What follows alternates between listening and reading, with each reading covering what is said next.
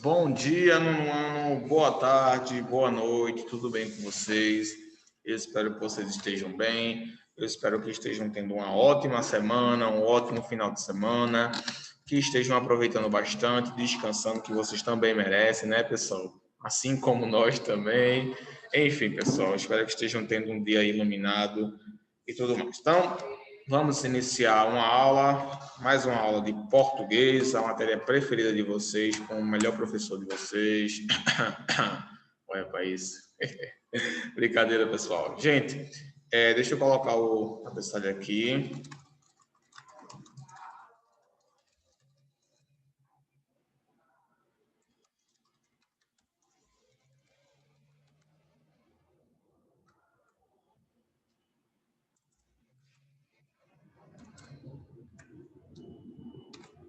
Pronto. Então, hoje, pessoal, a nossa aula vai ser um pouco diferente, tá bom? Como vocês viram aí, semana passada finalizamos um estudo completo. Não completo, né? Claro, a gente não teve tempo, na realidade, de fazer todas as atividades propostas pelo Enem, mas a gente viu aí, a gente estudou algumas provas, já a prova de 2019 do Enem, e fizemos uma análise linguística no quesito de interpretação textual. Tá? Respondemos algumas questões, se eu não me engano, respondemos 15 questões, foram mais ou menos 15 questões, dei algumas dicas para vocês, enfim, tivemos um momento bem legal, né? Onde a gente pôde ali, na realidade, aprender bastante, né? E eu espero futuramente também poder fazer isso com vocês, né? Certamente eu acho que aquelas dicas lá serviram bastante para vocês e eu espero que vocês realmente usem-nas, tá? Usem-nas porque elas são muito importantes, tá bom? Enfim, então vamos começar. Hoje, pessoal, vamos fazer um estudo sobre a retórica e sobre a argumentação. O que é isso, professor? O que é retórica? O que é argumentação? Antes de vocês falarem, retórica, gente, não é quando a gente fala de uma pergunta retórica, né? Que é uma pergunta que não tem necessidade de ser respondida. Não estou falando disso, tá? Retórica era uma forma de dialogar antigamente. Na verdade, era uma capacidade que as pessoas tinham de convencer as outras com seus argumentos e com sua forma de se expressar. Mesmo que o que eles estivessem falando não fosse verdade, tá bom? Então, o que eu quero passar para vocês hoje é técnicas de argumentação. Vocês, como estão no ano final do ensino fundamental, prestes a ir para o ensino médio, vocês têm que saber dialogar e expressar o que vocês sentem de forma a respeitar a opinião alheia, tá? O que eu mais vejo hoje, pessoal, infelizmente, são pessoas que não sabem se expressar e acabam que têm uma opinião quanto a algo, têm a vontade de falar sobre algo, seja de política, seja de economia, às vezes até de religião, até um time de futebol mesmo podem ser incluídos nesse debate, tá? São várias as áreas, são vários os tópicos, são várias as perspectivas. E devido a isso, precisamos saber dialogar, argumentar, pessoal. Então, isso eu percebo muito, isso é algo muito sério, tá? As pessoas precisam ter um conhecimento sobre a argumentação. Não é você simplesmente saber falar, tá? Não é simplesmente saber falar. E também não é simplesmente saber falar a verdade.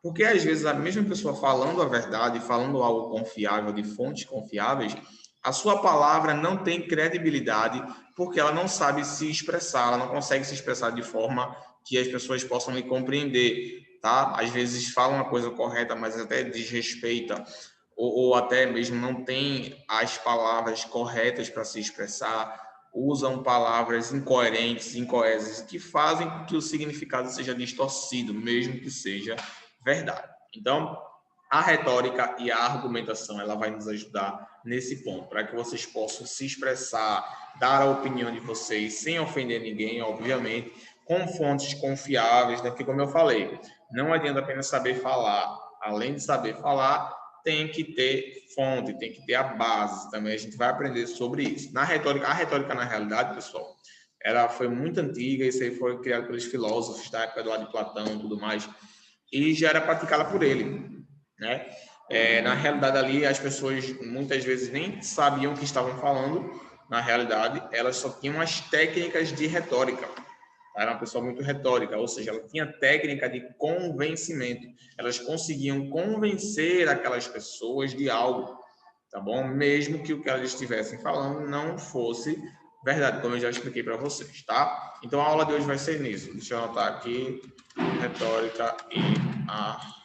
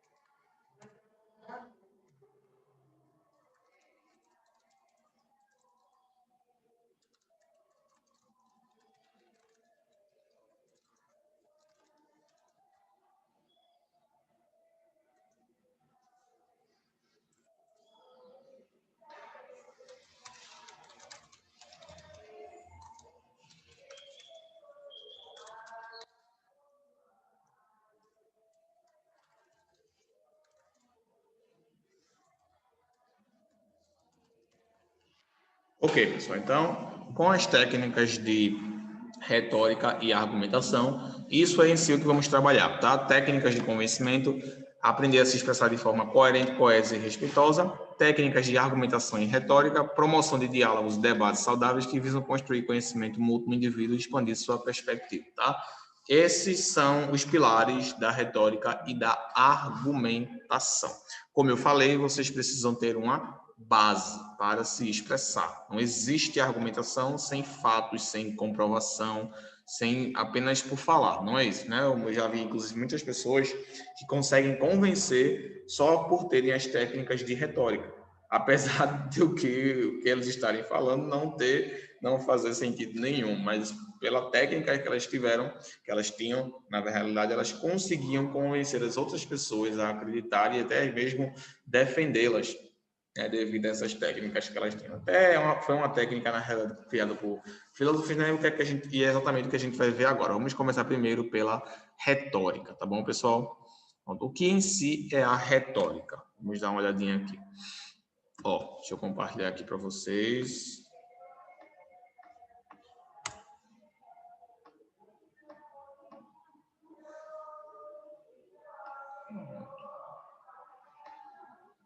Só um minuto, tá, pessoal?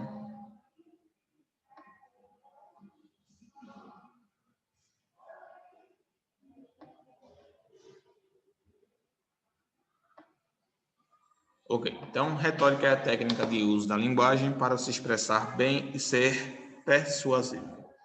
Foram os sofistas, tá?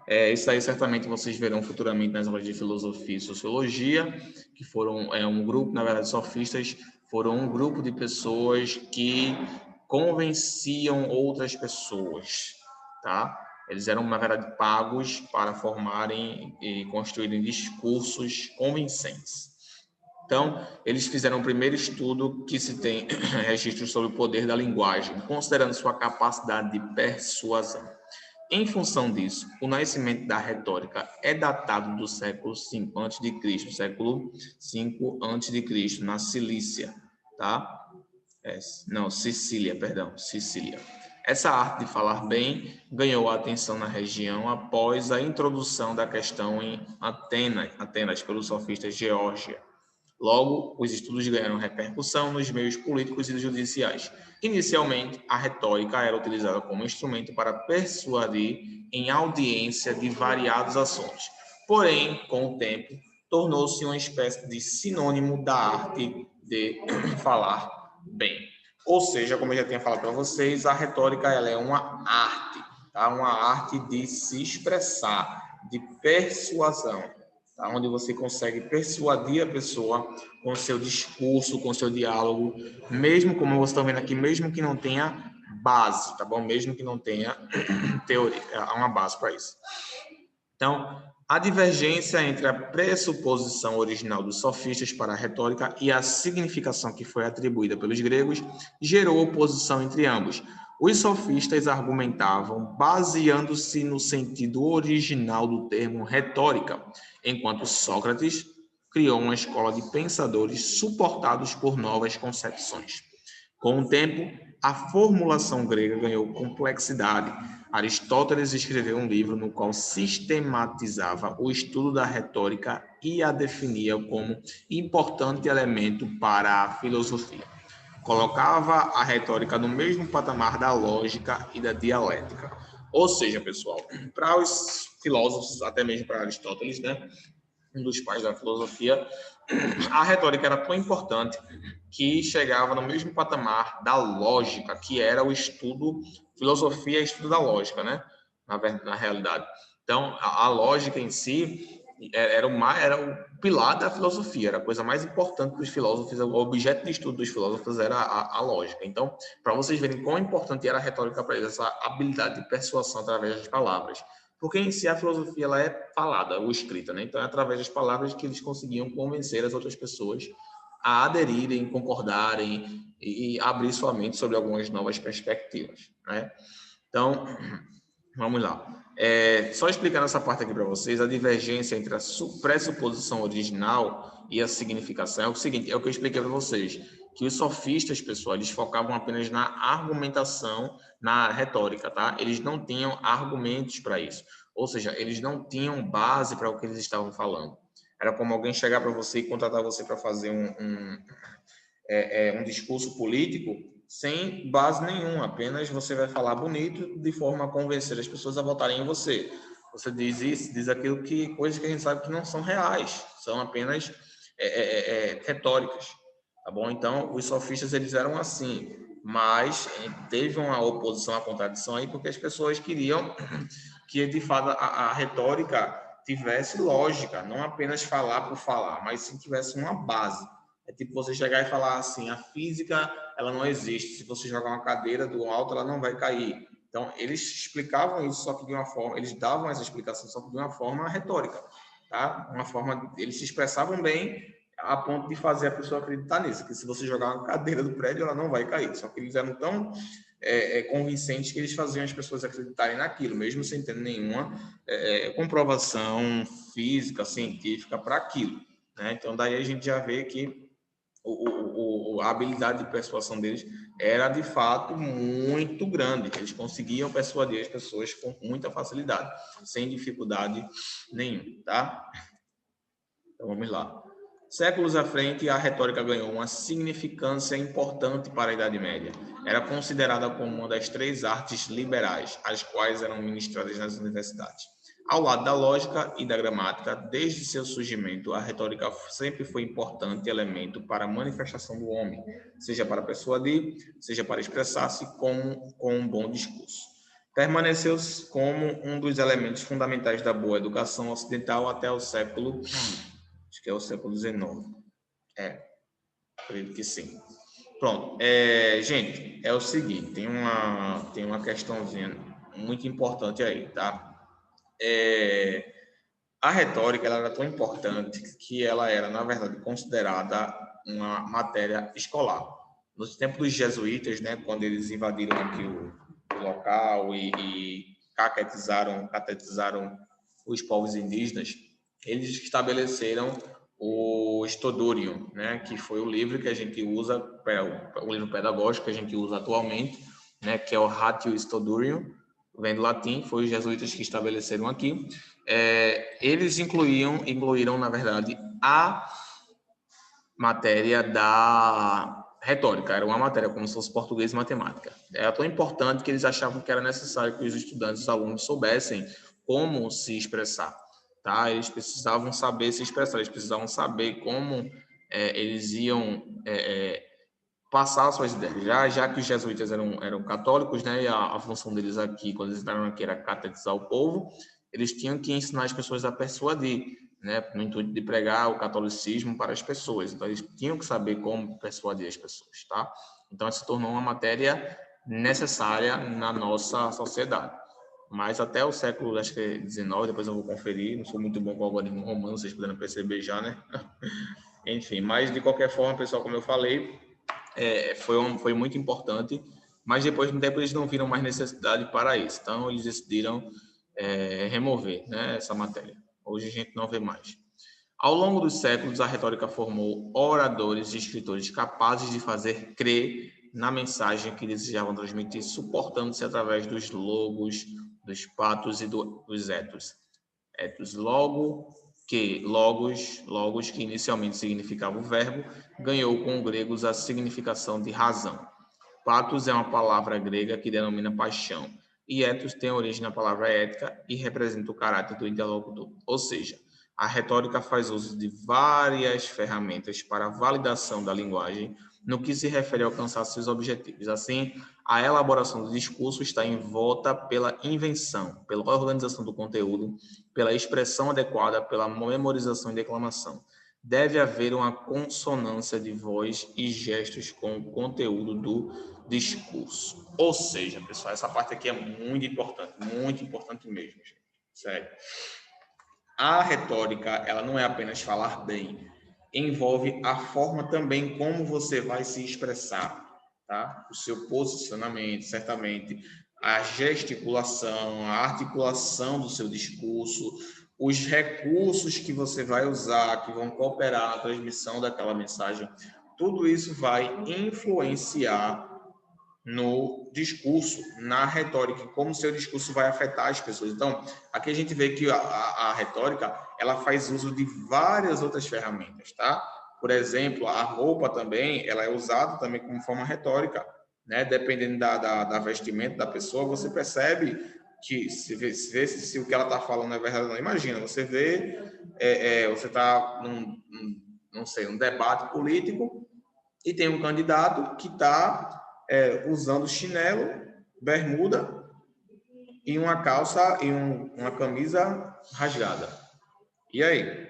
Será que isso daí vai dar credibilidade para o discurso dele?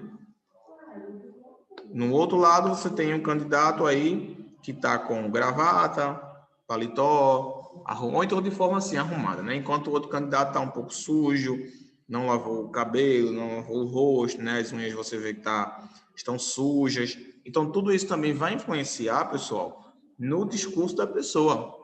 Não é que você vai julgar pela roupa dela, não. Mas é que ela também tem que estar coerente com o que ela vai passar. Se você está falando sobre climatização global, se você está falando sobre isso, imagina, você está falando sobre proteção aos animais e está usando uma roupa de couro de jacaré. É lógica. Você vai para uma reunião para falar de proteção aos animais e você está usando uma roupa de jacaré. Qual é a lógica? Você quer proteger os animais, mas está usando uma roupa que precisa matar o animal para adquirir. Então você não tem credibilidade no seu discurso. Logo, você não é retórico. Você precisa entender que você precisa ser coerente com as suas palavras para que dê credibilidade para você. Esse é o ponto-chave da retórica. Então, ela faz uso de vários outros recursos aí, extralinguísticos e linguísticos, que nos ajudam a validar o nosso discurso, tá bom? Isso é extremamente importante, tá, pessoal? Então, basicamente, a retórica, ela é isso, como vocês puderam ver aí. Ela é um estudo, ela é uma capacidade de persuasão. Tá? Se você tem essa capacidade de persuasão, você precisa utilizar saber utilizar os argumentos e saber utilizar os recursos. Tá? Deixa eu colocar essa anotação aqui que é importante para você.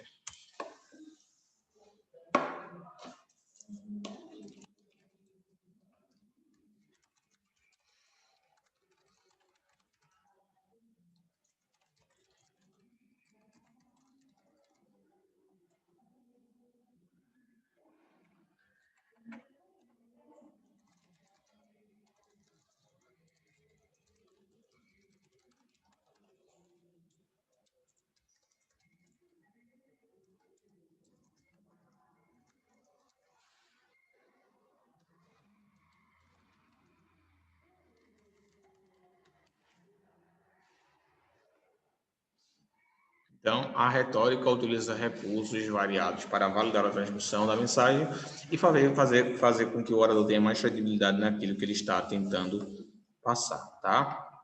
Então, é necessário que o orador tenha coerência.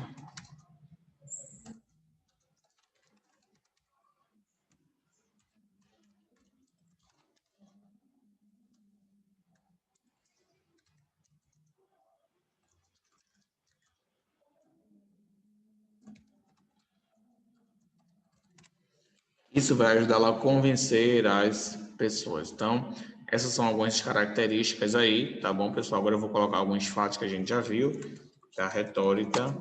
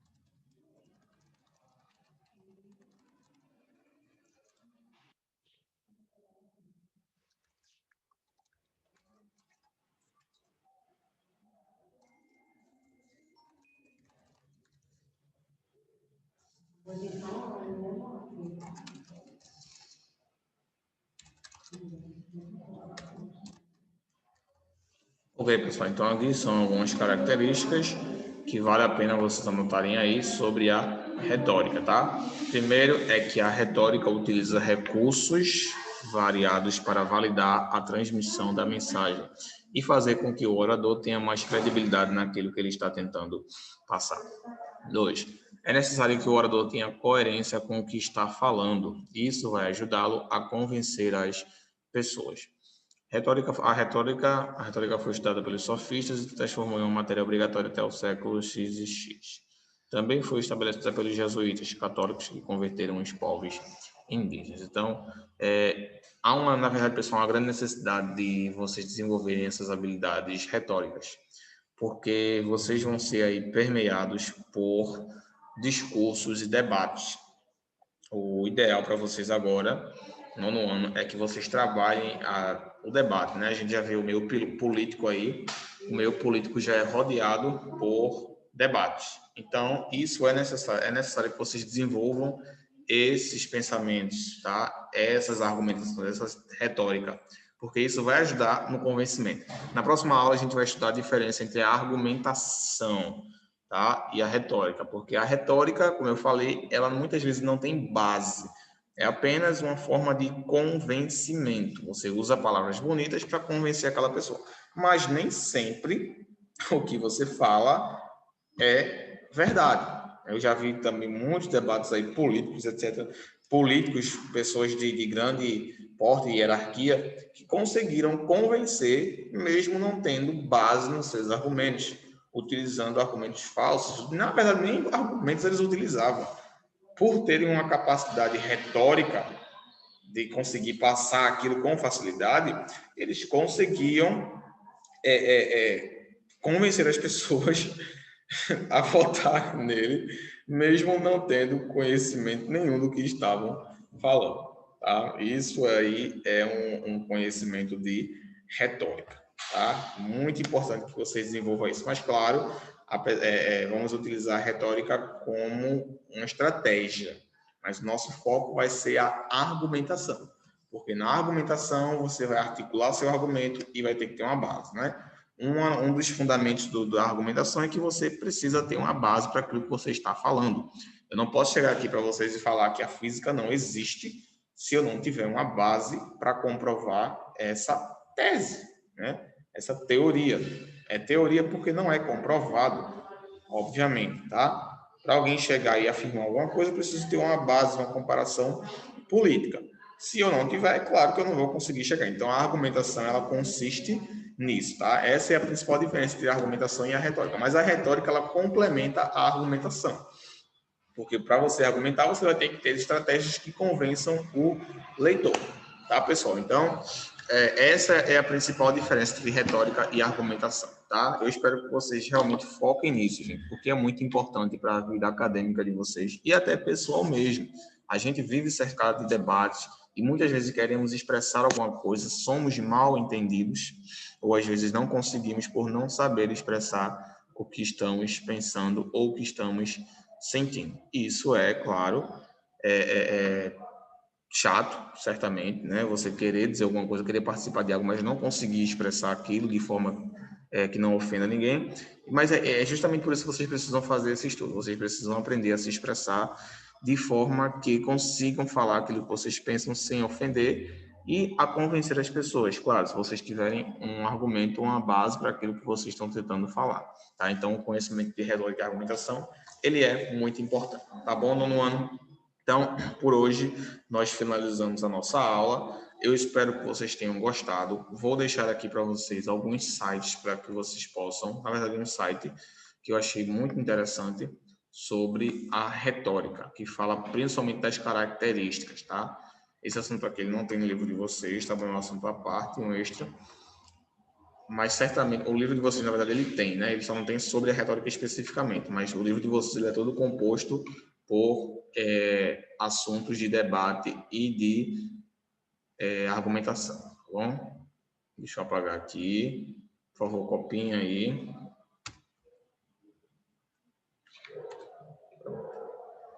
O site é esse aqui. Caso vocês não estejam conseguindo acessar, vocês podem falar comigo no Class App, que eu ajudo vocês e mando o link por lá, tá bom? Mas esse site aí, ele é muito bom, ele mostra as principais características da retórica, inclusive quando surgiu, como foi que surgiu, por que surgiu, né? Muitas coisas interessantes. Então, vejam aí, não estudem mais sobre isso aí, vocês precisam, é muito bom, vai ajudar vocês em todas as áreas da vida de vocês, tá bom, pessoal? Então, por hoje finalizamos aqui. Eu espero que vocês tenham entendido todo esse assunto aí. Sei que parece ser um pouco complexo no começo, mas não é, pessoal. Por incrível que pareça, não é um assunto complexo. É só que talvez você não tenham ainda abordado esse assunto, tá? Mas é muito legal e vocês vão usar no dia a dia de vocês. Pratiquem a retórica, pratiquem a argumentação, falem com vocês em frente ao espelho. Isso vai ajudar vocês a se tornarem melhores oradores, né, pessoal? Então, ficamos por aqui. Foi um prazer estar aqui com vocês. Espero vocês na próxima aula, né? Como sempre, tenham uma boa semana, descansem bastante, estudem, né? Como sempre, que é necessário. E eu vejo vocês na próxima aula, pessoal. Qualquer dúvida, estou à disposição de vocês lá no Class App. Fiquem com Deus, tenham uma boa semana e até a próxima aula. Tchau.